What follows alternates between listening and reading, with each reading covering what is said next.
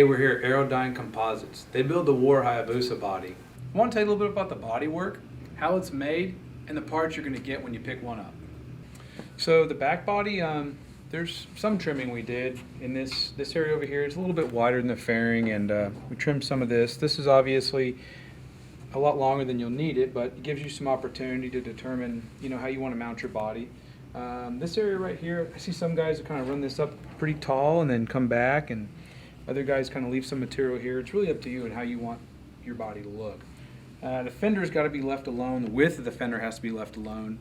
And when you pick up one of these bodies, we'll give you a piece of paper that also shows some of the NHRA specifications and how things need to line up on your bike. So at least you got a little bit of a guide.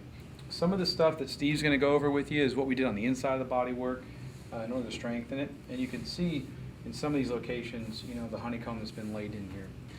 The bodies are chipped, so the back body has a chip underneath the gas tank, and the fairing has a chip in the nose cone of the headlight. In order to compete in NHRA drag racing with this bodywork, you have to buy it. You have to buy a body that came out of the molds here at Aerodyne. So when we were originally putting this together, we were talking to Steve here at Aerodyne and asking him what products to use for bonding some of these panels, and he suggested High-Sol. That's a bonding agent that they use here for bonding composites. I believe Loctite makes it and 3M makes it. Comes in a 2-part tube, and you can also get the mixer and a little gun. And it's very easy to use, and it holds these panels really, really well. It's also what we use on the H panel that sits on top of the on top of the belly pan. That whole piece is High-Soled in. So on the front fairing, the windshield fit pretty well. The factory windshield, we use a double bubble. There's a couple different brands that make them. People have different preferences, but the factory windshield fit really well in this relief. There wasn't a lot of trimming that we needed to do. For handlebar reliefs, this area we ended up removing, and we just followed this body line and kind of came back around here. The dash is in the fairing right now, so the areas that we did relieve, we ended up coming back around here and just trimming this back to where it met the dash, and then High-Soled in this area, and then along the sides. So once the body was on, the back body, just kind of drew a line around here and saw where they met and brought this back a couple inches or an inch or so to give us a surface to mount some springs on, and then trimmed in that area. And then back down here, we just come in like an inch or so and just trim this whole area right down. You will notice, like on the belly pan, there is material in this area that does get removed. And depending on what pipe you have, some people like really large diameter megaphones, or some people have smaller diameter megaphones, but you can trim this all the way back to the brake in this area right there. So some of the other bodies, you got to kind of improvise a little bit on mounting the dash and where it lines up with the fairing. Some of the reliefs, are kind of tough to line up, but we're going to kind of give you a shot on the inside here and what it looks like and how it fits. There's really no guessing where the dash goes. When you put it in, it's locked into shape, and that's really it. It also adds a lot of rigidity to the front of the fairing because it fits so well. And when you High-Sol all this stuff in, it adds to the strength on the front of the fairing, the upper. So this is the dash panel. We High-Sol the dash panel in, and all these surfaces here are roughed. Remember, when these come out of the mold, there's lots of wax on them. So in order to get a good bite, we rough these with some 220 and just coat it with High-Sol. You can do, and also the mating surface on the fairings also roughed, and I think on this one we put the dash panel in, marked the bottom of the dash panel, and then just High-Soled above it. As you slide it in, you'll notice it really locks into shape.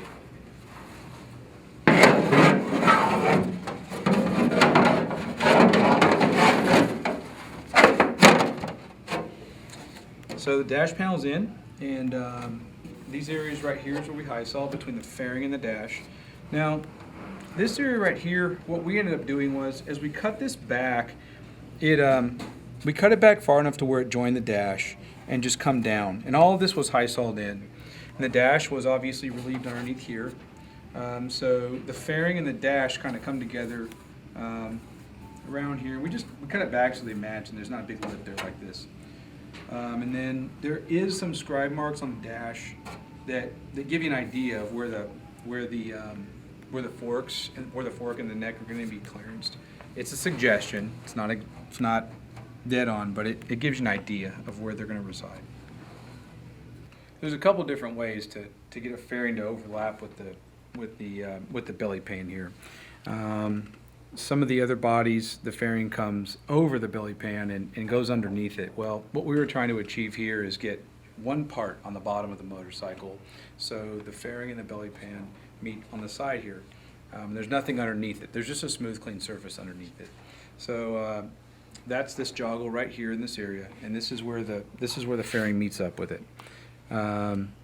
This lip right here, we added some more material here. It's about 110 thou in thickness, so you can get a Zeus spring on the back side of it, and countersink a buck rivet without going through. The bottom of the belly pan is thinner. I think it's 50 thou on the bottom. These are 110 about. The H panel here, this high sol's in this location, and you got a little bit of trimming around this radius here, and then the top of your air box mounts right on top of the H panel. So the joggle continues from the side along to the front. So when you put the fairing on, it locks in a location. There's a smooth surface from the fairing transitioning to the belly pan. One thing that doesn't come with the bodywork are the wheel bar panels, the wheel tub, and the rear belly pans. There's so many people have different ways of doing the rear belly pans and have different ways that they like to install their wheel tubs. That it's something you can pick up, and we do make here, or Aerodyne makes with us for us, but it's not included in this kit. So the front fender is a factory shape, and we didn't have to do much work to get the fender mounted. This, depending on what front end you use, some of them have larger seal carriers than others, and ours we just put a little spacer back here. It spaced the front fender out a little bit and allowed some room for the seal carrier in this area. You may need a clearance for your rotors here in a little bit, but that was really it for the front fender. The body parts are made with, Steve's going to tell you a lot about the body parts and how they make them, but the way these are made, they're almost identical in weight from part to part because of the process. So we'll hop in the back now and see what Steve's got to say. So everything is digitized. It's categorized by the body component, front fender, dash, cowl. So we pull up the main body.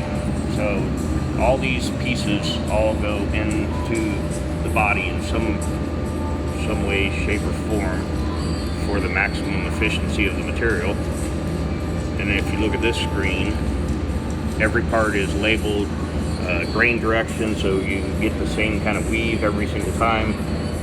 The best thing about this process is the repeatability of the weight for every body that we're building.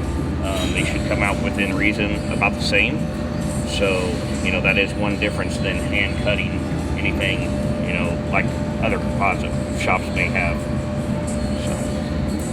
So basically, you guys drew all this stuff up, put it up here, and then you send that to cut behind us. Yes, behind us. Yep.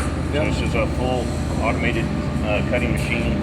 It reads the file. It has little knife blades in it, and it just cuts it. It's a reverse vacuum table, so it sucks the material down, and it can label parts, sort, categorize, everything else. So it's one of the things that makes production stuff more consistent. It also speeds up the time of actually producing a body.